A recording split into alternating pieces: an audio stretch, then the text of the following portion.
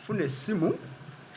okuva ewa mukulu Stanley Katabalwa nga nkubira essimu nga ntegeeza nga sente zange zinalina okufuna zinalina maze okukolerako eggundi zensayiningiddeko contract zinalina okufuna gwali omutwalo gumu ogwa dola $3,600,000 n'obusente obwali buyitamu by then nga nkubira essimu nga ngamba sente zo zizze oli luddawa nga mugamba ndi mu kyalo naye twafiiriddwa sisobola kuvaayo ssaawa zonna nga mwebaza konze weebale nti nimugamba naye mbadde nsaba nkere ku makya nzijje nkya nkere bukeze nkya ku makya nkole ki nzijje nangamba kale wayitawo essaawa nga 3 addamu ankubira essimu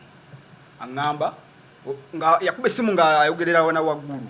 mb'oli mufere kwanza ate ntya mukama wange wangambye oli mu kyalo kakati yakitulaba sente ku akawunti oze nojjako sente kati ku akawunti wakazijjako kati ozijjeeko nambuza kati tosobola kujja Kampala ne muga ebyokuzika kambisazeemu kanfune wano boda envuga entwale ku luguudo nfune wali taxi ninyezi gye Kampala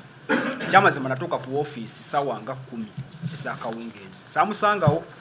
ne baŋŋamba nindirekawo wabweru kati najja weyajja nantunuulira nambuza gwe Mutebi Beka nti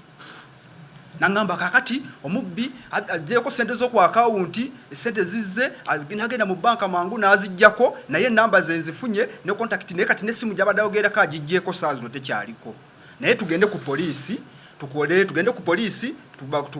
tulabeka tukwata omubbi tukole statement ne bakwata omusajja eyasooka gwe bakwata gwe bagwa yeye nyini nga yalaga kimu yagenda okukikola namukwata bamuleeta ng'ekyamazima omusajja ali innocent bamujjoba simana ludda weeyo ngali innocent era bamaliza poliisi ne bamuta waliwo omusirikale yali agoba ku nsonga ezo bambi yali agezezzaako side yali abigobako netugenda nagenda mu banka nafuna zibanka statement yonna n'abifuna n'abijjayo naye bamaliza okuba yali alemeddeko nga yakiremeddeko ne bamuwa ne transfer ne bamutwala eggulu kati fe okujja mu media nga tugezezzaako all corners katulemeddwa naye ng'ekyamazima sente bazituwa kutujjanja batukompensating okusinziira ku enjala y'omuntu. Download the app on App Store or Google Play Store now. Vision Digital Experience, the future of media.